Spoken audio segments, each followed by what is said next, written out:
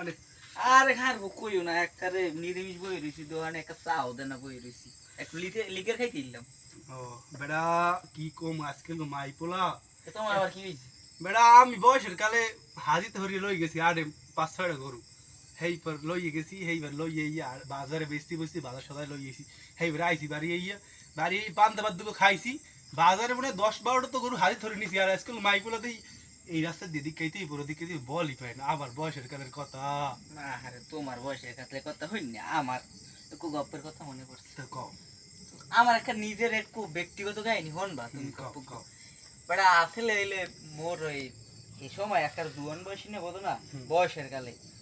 গরু হলে 14-15টা এক হালার ফলায় আরতে না এবার কান ধরি আতে রে বাজাই পাইতে ঠেলে মেলে লই দিতাম আবার ঘাস খাওয়াইয়া ওই কান দে বাজাই আতে ওই তো ঠেলে মেলে বাইরে লই দিতাম। হ্যাঁ করলে করলে গপ্প